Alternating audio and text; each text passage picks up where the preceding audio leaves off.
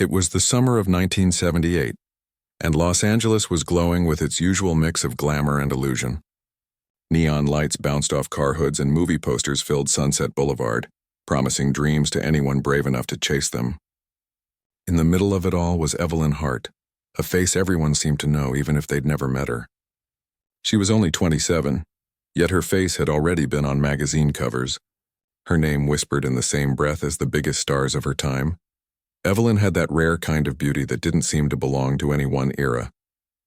She wasn't loud or flamboyant, but there was something about her that drew people in.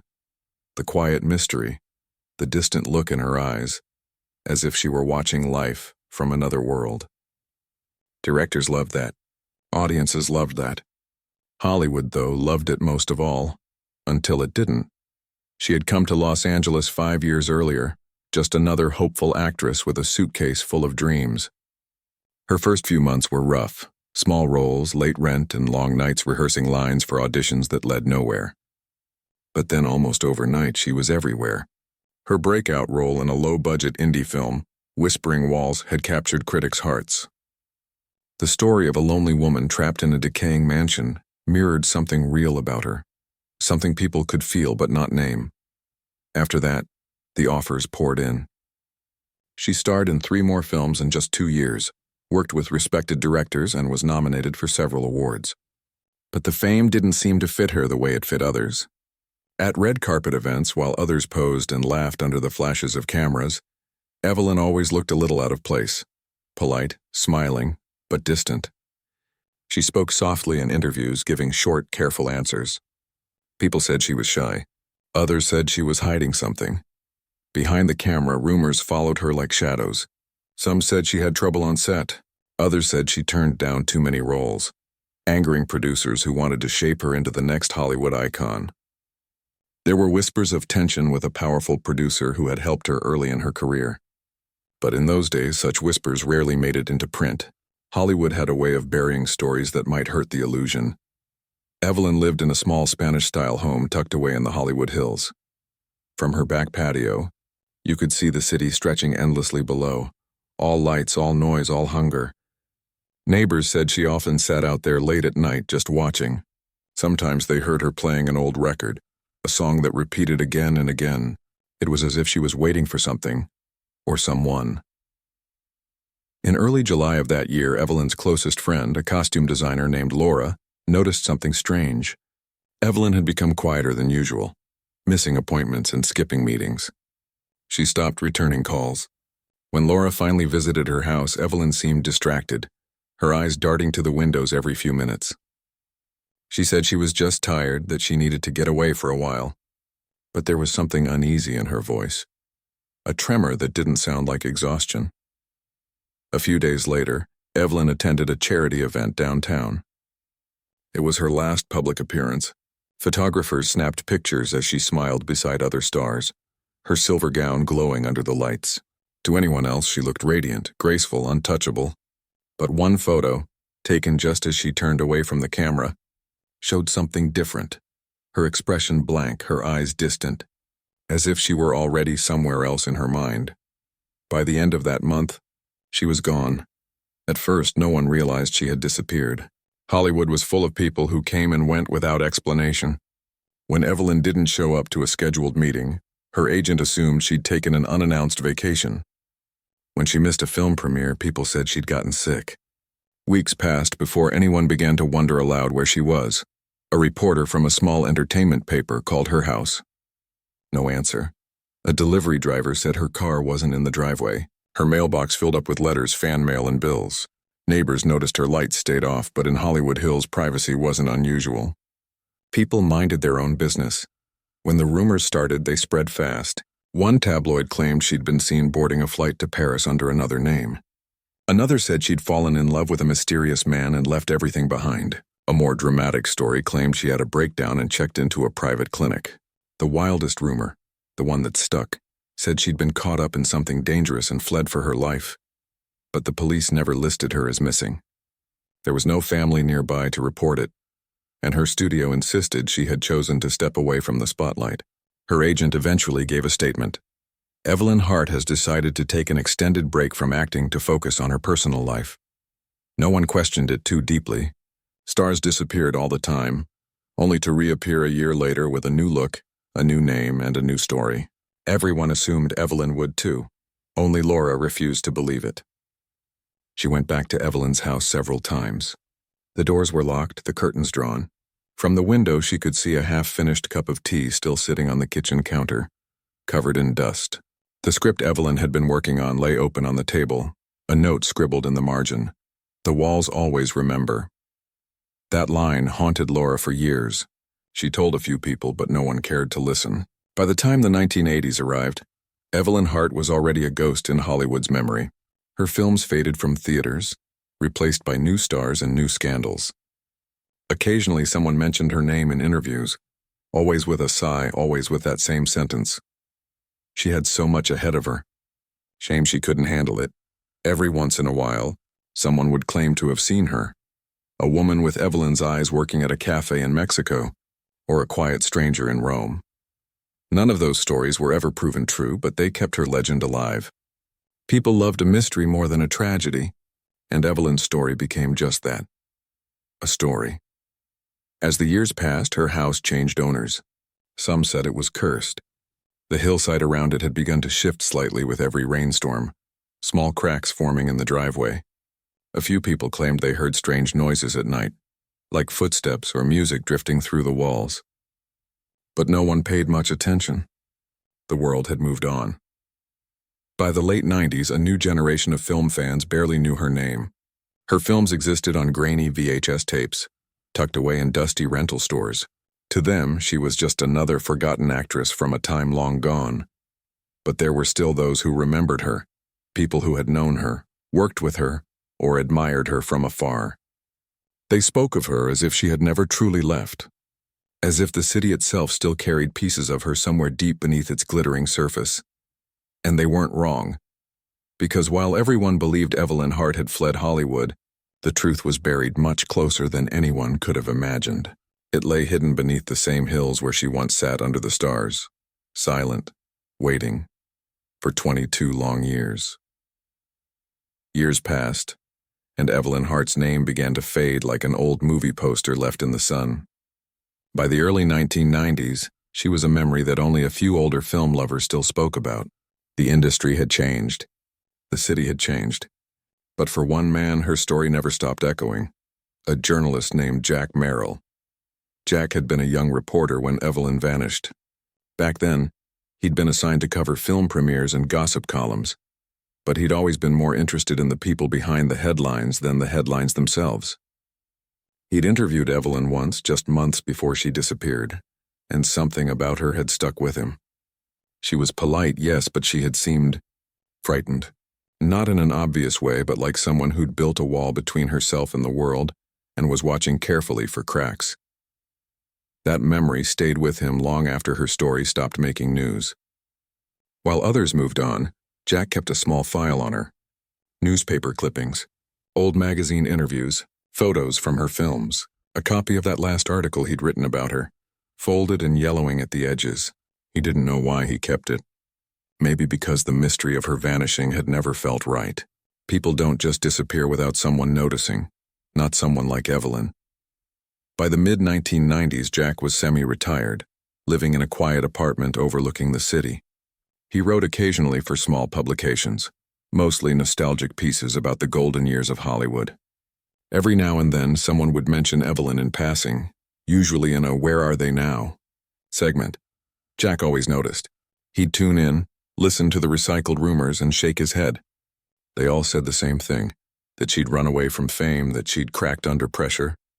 But none of them ever explained why her house had been left in such strange condition, or why her car had never been found. Sometimes Jack drove past her old neighborhood. The house had gone through several owners since she vanished. Some had renovated it, others abandoned it. The hillside beneath it looked worn down from years of rain and shifting earth. Trees had grown wild around the edges, roots crawling through the soil like slow-moving fingers. The place had an uneasy stillness about it, the kind that made you lower your voice without knowing why. One afternoon, Jack stopped there again, parking on the narrow road below the house. The driveway was cracked, weeds poking through. He remembered the way Evelyn had looked the day he'd met her, how she'd paused before answering questions, how her gaze had drifted toward the window when he'd asked about her next project. He could still hear her voice, calm, careful, with that faint sadness woven through every word. He took out the folder from the passenger seat. Inside was a black and white photo of her sitting on her patio, taken during an old magazine shoot. She was looking at the skyline, one hand resting on the arm of her chair, her hair loose in the wind. On the back of the photo, someone had scribbled a note in pencil. She watches the city but never joins it. Jack didn't know who had written it, but the words felt true. Meanwhile, Hollywood had forgotten. Studios were too busy chasing new stars. Directors who once worked with her had retired or passed away. Film fans who had adored her were now parents or grandparents, living far from Los Angeles. Only a handful of people remembered her story, and even fewer cared to dig deeper. But the city hadn't entirely let go. There was something about Evelyn's disappearance that still felt unsolved, a question that waited quietly, buried under years of gossip and indifference. Then came the winter of 2000. It started as a normal rainy season, but by January the storms grew stronger. Rain poured down for days without stopping. The hillsides softened under the weight of water, roads closed, trees fell. News anchors warned about possible landslides in the steep neighborhoods north of the city, the same hills where Evelyn's old house still stood, empty once again after its latest owners had moved out months earlier. Jack watched the reports from his small living room. He didn't think much of it at first. Los Angeles had landslides almost every year, but one morning, a headline caught his eye. Major landslide buries section of Mulholland Drive. Homes damaged. His heart gave a strange jump. That was near Evelyn's neighborhood. He turned up the volume. The screen showed footage of rescue crews standing in the rain, their boots deep in mud. Cars half buried, chunks of road torn apart. The camera panned across a collapsed hillside, and there in the corner of the frame, Jack thought he saw something familiar. The roofline of a house he'd seen many times before in photos. He didn't hesitate. He grabbed his coat and drove toward the area, even though police had already closed off most of the road.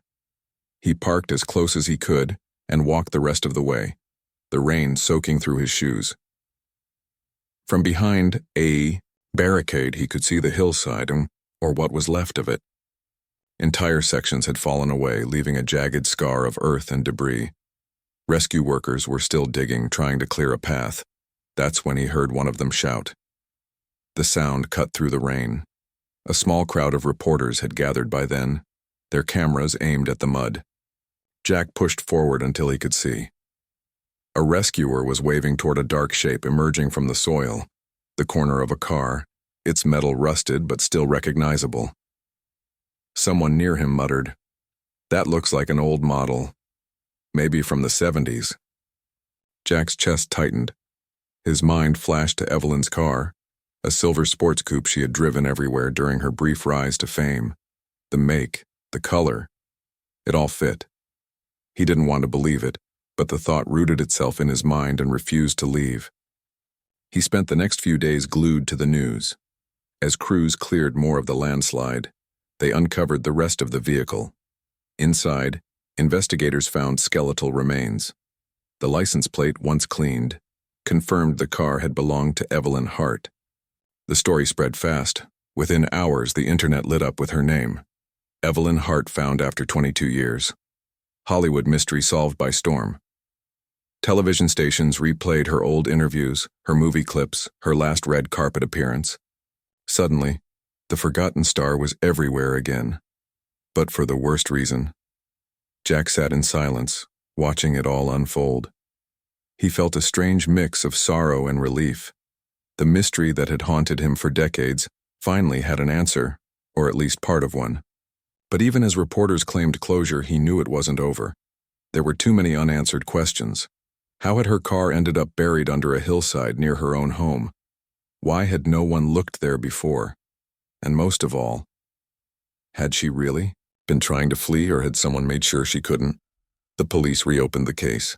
Forensic teams arrived, sifting through mud and wreckage for clues. They found a few personal items, a bracelet, a torn script, an old tape recorder damaged by years of soil and rain.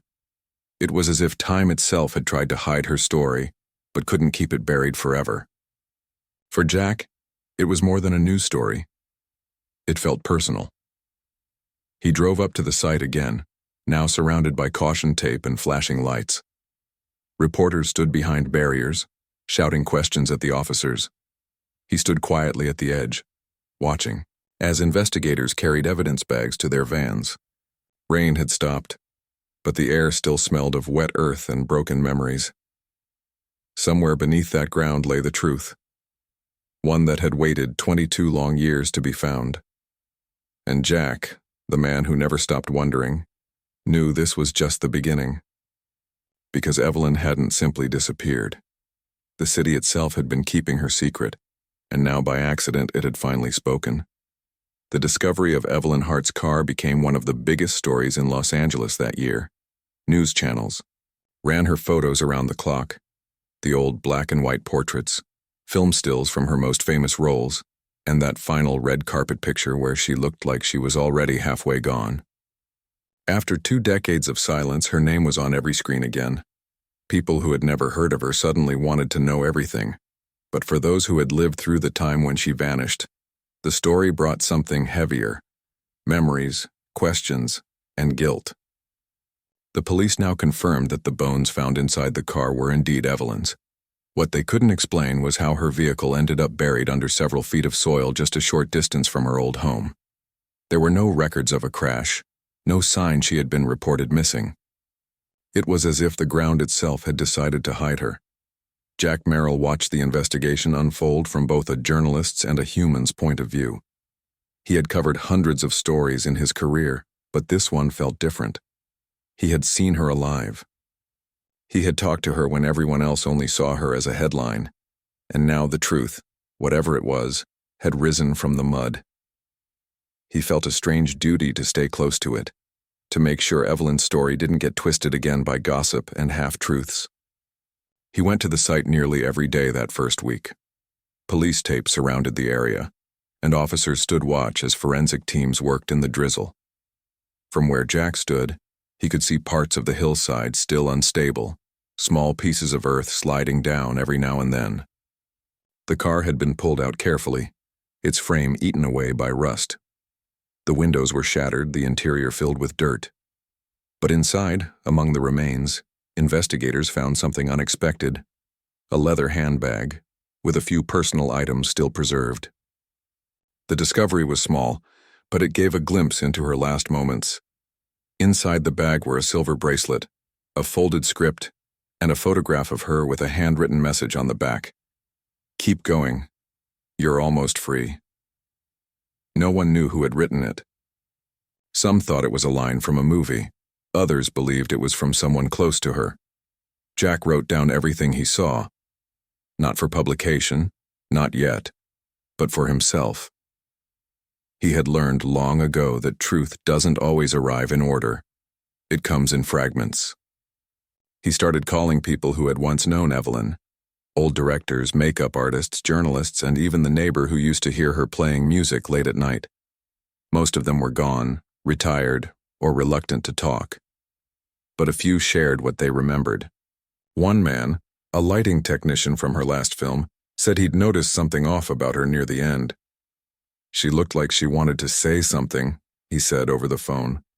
"Like she was carrying a secret she couldn't put down."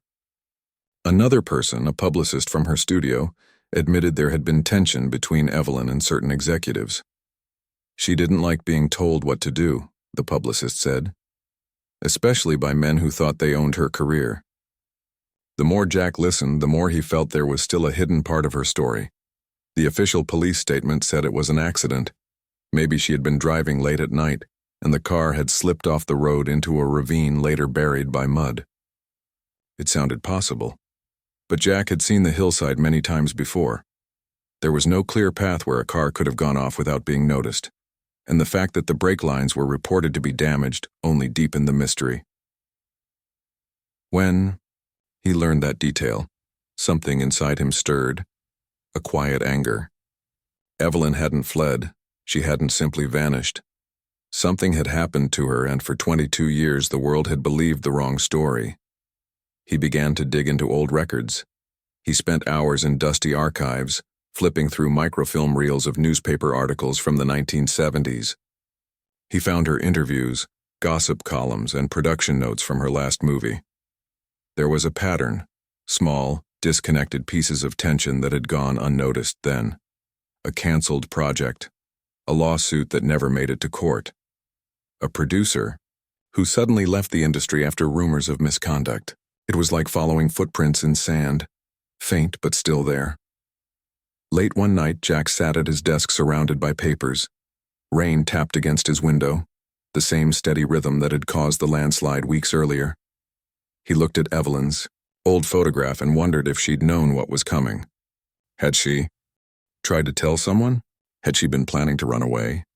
The note in her bag, "You're almost free," replayed in his mind again and again. Free from what? Across the city, the police continued their work.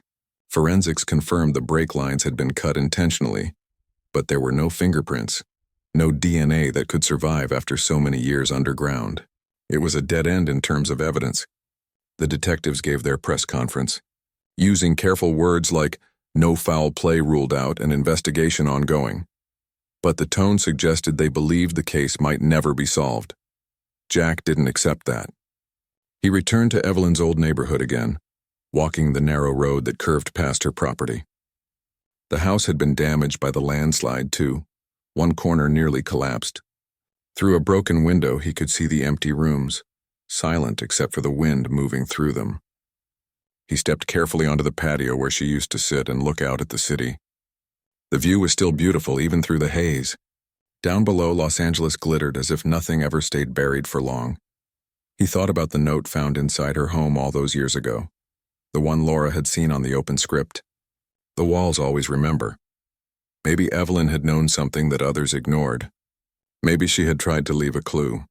Jack took a few photos of the damaged walls, hoping to study them later. There were faint marks near the back door, almost like scratches or letters worn away by time. He couldn't be sure, but he felt certain the house held answers. Back at his apartment, he spread out everything he had collected: interviews, notes, photographs, old maps. Slowly, a picture began to form. Evelyn had been planning something before she vanished. She had turned down several major roles around that time, claiming she wanted to work on something independent. There were letters to a friend where she talked about finally being ready to speak out. But about what? The wording was careful, almost coded.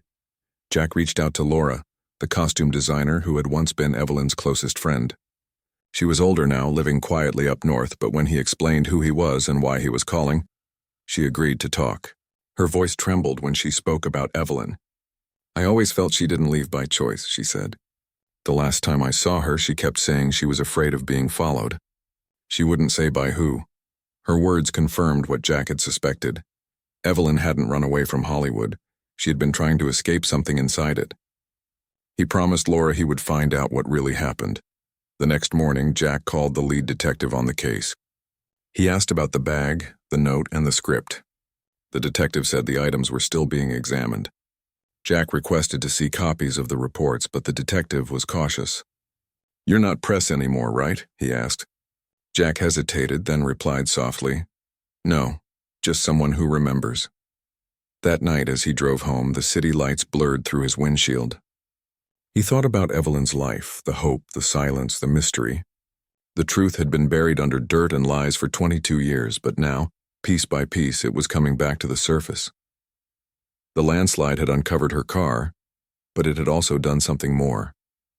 It had shaken loose the lies that had held her story down, and though Jack didn't yet know how deep the truth went, he felt certain of one thing: the ground wasn't finished giving up its secrets. After weeks of investigation, the city finally began to quiet down again, but the story of Evelyn Hart refused to fade. Her face, frozen in black and white elegance, lingered on the front pages and television screens.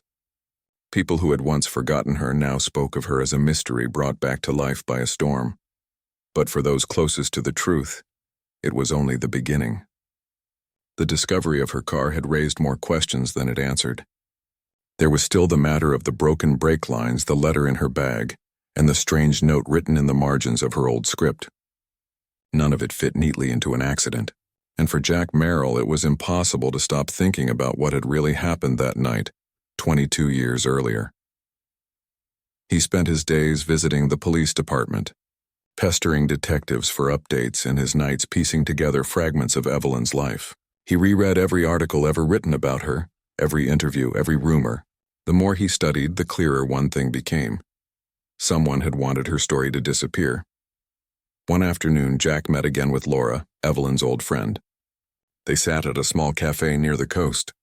Laura looked older than he remembered from the photos, her hair streaked with gray, but her eyes still carried the same warmth.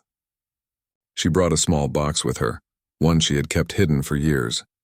Inside were a few letters Evelyn had written in the months before she vanished. The handwriting was neat but uneven, as if written in a rush. One letter caught Jack's eye. Evelyn wrote, "I've kept quiet for too long. I'm not afraid anymore. If they come for me, at least I'll know I tried to tell the truth." There was no detail about who they were, but the fear in her words was clear. Jack looked up from the paper. "Did she ever tell you what she meant?" he asked. Laura shook her head. "She said she was working on something important, something that could change things. I thought she meant a film script, but now I'm not so sure." Her voice trembled slightly as she spoke. She told Jack that Evelyn had been receiving strange phone calls in the weeks before she vanished. Sometimes, when they met for coffee, Evelyn would glance over her shoulder as if expecting someone. Once, she said she'd found her gate open in the middle of the night. Laura had begged her to stay somewhere else for a while, but Evelyn refused. She said she couldn't run anymore. After the meeting, Jack sat in his car for a long time, staring at the ocean. The waves moved steadily like time, and calm, unstoppable. He realized Evelyn hadn't been trying to flee Hollywood.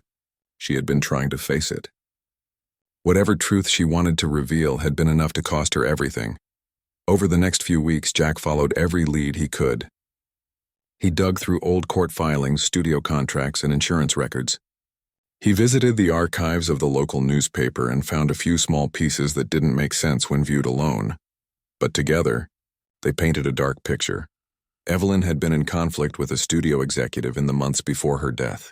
The executive, now retired and living quietly in another state, had been accused of mistreating young actresses in several old reports that were quietly buried at the time. Evelyn had once worked under his supervision, and Jack found an old note from her saying she wanted to end the silence. He reached out to the man for comment. The assistant who answered said the executive was ill and couldn't talk. But that same week, Jack received a plain envelope in his mailbox. Inside was a single photograph, a candid shot of Evelyn sitting in a car looking over her shoulder. On the back, someone had written, "She never made it to the meeting." There was no return address, no explanation. Jack took the photo to the police. The detective in charge studied it carefully but said it wasn't enough to prove anything. "After 22 years, everyone's gone," the detective said softly. "No one wants to dig that far back." Jack left the station feeling angry but determined. He wasn't after revenge. He just couldn't stand the thought that Evelyn's truth might stay buried again. That night, he went home and opened his old tape recorder. Years ago, he had kept the audio from his interview with her, the one they'd done just before she vanished. He hadn't listened to it since. Her voice filled the room, soft and measured. She talked about her work, her dreams, her plans for the future. Then at the end, there was a small pause. She said something he hadn't noticed before. Sometimes silence is louder than truth. Her tone carried a sadness he couldn't explain. Listening to it now, it felt like a warning. The next morning, Jack returned to the hillside where her car had been found. The cleanup crews had gone, leaving behind only the scarred earth. He walked the uneven ground, imagining her last drive, the darkness, the winding road. If someone had tampered with her car, it meant she never had a chance. He tried to picture how it happened. The headlights, the rain, the sudden turn, and it made his chest ache. He closed his eyes and whispered, "I'm sorry they didn't listen." But as much as he mourned her, he knew she wouldn't have wanted pity. She had been brave enough to stand up to something powerful, even if no one believed her. And now, all these years later, maybe he could finally give her the voice she'd been denied. That week, he started writing again. Not a newspaper article, but a book. He called it Buried Star. It wasn't just about her disappearance. It was about the silence that had swallowed her. He wrote about the fear, the pressure, the illusion of glamour that hid darker truths underneath. As he wrote, new information began to surface. A former studio accountant came forward anonymously, saying that Evelyn had been preparing to testify in a quiet investigation involving studio misconduct. The accountant didn't give names, but confirmed Evelyn had met with a lawyer days before she vanished. The meeting was never officially recorded. Jack brought this information to the detective who reopened parts of the case. They revisited old files, questioned a few remaining witnesses, and began to see the outlines of what might have happened. It was never about fame or money or heartbreak. Evelyn had been silenced because she had dared to speak. The truth didn't explode onto the front pages this time.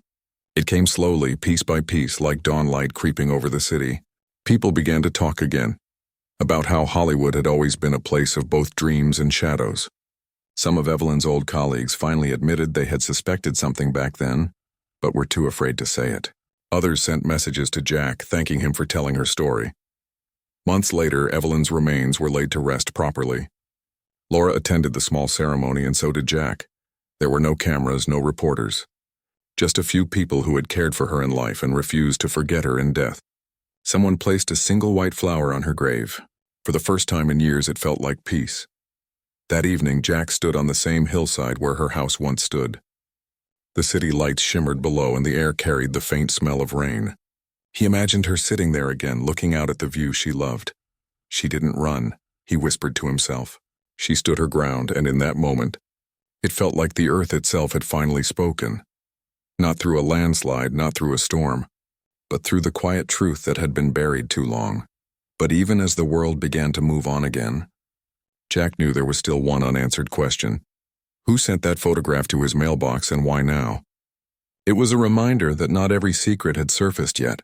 Some still waited in the shadows, watching, listening, ready to be uncovered. The story of Evelyn Hart wasn't over. It had just begun to breathe again. The truth, when it finally came out, didn't arrive with headlines or breaking news. It came quietly, like the last few drops of rain after a long storm. Jack Merrill had spent months piecing together the story that had haunted him for decades. And when the final pieces began to fit, he realized Evelyn Hart's disappearance had never been about mystery or scandal. It had been about power, silence, and courage. By the spring of the following year, Jack's book was finished. He had rewritten it 3 times, making sure every word honored the woman behind the legend. He didn't want it to be another Hollywood tragedy. He wanted people to see Evelyn as a person, not a ghost from the past, not a face on a screen, but a woman who tried to tell the truth and paid the price for it. He called the final version, Buried Star, the Evelyn Hart story. When it was released, the book quietly began spreading among readers. At first, only film historians and older fans picked it up, but then word of mouth took over. People were moved by her story, by the way she fought to be heard in a world that only wanted her image, not her voice.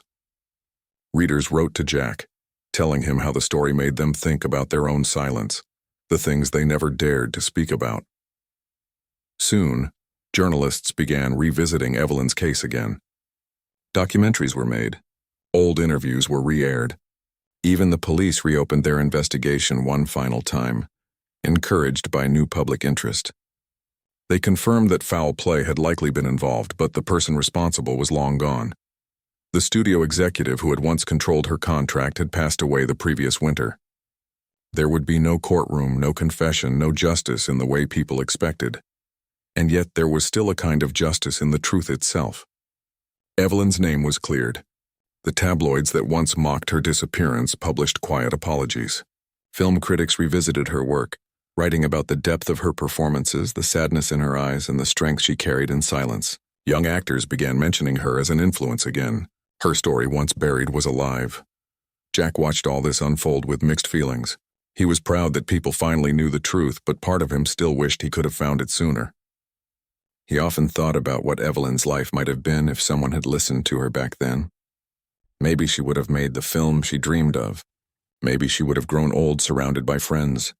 telling stories of the golden years. But fate had chosen a different ending, one written not by her but by those who feared her courage. Still, he took comfort in knowing her voice had not been completely lost. Through her films, through her letters, through the story he helped uncover, she was still speaking. A few months after the book's release, Jack received a letter with no return address. Inside was another photograph, just like the one that had arrived before. This time it showed Evelyn standing in front of her house, smiling faintly at someone behind the camera. Written on the back were 4 words. She told the truth. Jack stared at the message for a long time. He didn't know who had sent it. Maybe someone from her past, maybe someone who had once been afraid to speak up. But he smiled. Whoever it was, they wanted him to know that her courage hadn't been wasted. He framed the photo and placed it on his desk. Every morning he would look at it before writing. It reminded him that some stories never really end. They just change shape, passing from one heart to another. Meanwhile, the site of Evelyn's old house was transformed. The land had been cleared after the landslide, and for a long time it remained empty. Just grass and broken concrete. But one afternoon, Jack received a call from the local council. They were building a small park there, a memorial space overlooking the city. They wanted to include a plaque with Evelyn's name and a short inscription. They asked if Jack would write it. He agreed. After days of thought, he wrote 12 simple words. She was not lost. She was waiting to be found. When the park opened, a few people gathered, old fans, film lovers, neighbors, and those who remembered her story. The sun was setting over the city and the sky glowed gold, the same color as the movie lights that had once followed her. Jack stood quietly near the plaque, his hands in his coat pockets. He could hear the faint hum of the city below, traffic, laughter, music drifting from a distant restaurant. Life continuing as it always did. Laura stood beside him, holding a small white flower. She placed it at the base of the plaque and whispered, she'd be happy it ended here, not in silence. Jack nodded. She always wanted to be seen for who she was, he said. Now she finally is. They stood there until the sky turned dark. The city lights came on one by one like stars finding their place. And for a moment it felt as if Evelyn was still there, sitting quietly on her old patio, watching over the place she had loved, free at last from the shadows. In the weeks that followed, Jack was invited to several talk shows and interviews to discuss the case. But he declined most of them. He didn't want her story turned into entertainment again. Instead, he gave a single interview for a public radio station, speaking gently and honestly about who Evelyn had been. She wasn't perfect, he said. She was human. She had fears, she made mistakes, but she tried to stand for something. That's what made her special. Not the fame, not the films. The truth she carried inside her. The interviewer asked if he ever felt haunted by the story. Jack smiled faintly. Haunted? Maybe once. But now I think of it as being guided. Some stories find you because they need to be told. This one just took 22 years to reach the surface. After the broadcast, letters poured in from listeners, people who said the story gave them courage to face their own silence. Jack read every one of them. It made him realize that even though Evelyn was gone, her story was still changing lives. Years later, long after the case had faded from the news again, a young filmmaker approached Jack with an idea. She wanted to make a movie based on Evelyn's life. Not a drama full of scandal, but a quiet film about truth, resilience, and the price of honesty. Jack hesitated at first, but eventually agreed to help. He gave her access to his notes, recordings, and letters. Just make sure you show her heart, he said. That's the part the world never saw. When the film was finally released, it was simple, beautiful, and full of emotion. Audiences wept. Critics praised it for its tenderness. And in one of the final scenes, Evelyn's character stood on her patio looking over the city, whispering the line she had once written on that old script. The walls always remember. For Jack, that was the moment he knew it was done. Her truth had finally been heard, not as a scandal, not as a mystery, but as a reminder of how courage can outlive even the people who carry it. On his last visit to her memorial park, he sat on the bench near her plaque watching the sunset. The breeze carried the scent of flowers and the distant sound of laughter from children playing nearby. He thought about the landslide that had started it all, how something destructive had unearthed something pure. Life, he realized, had a strange way of revealing the truth when it was ready. He whispered softly, "You're free now, Evelyn." And for the first time in years, he felt that peace wasn't something found in answers, but in the quiet, knowing that the story was finally whole.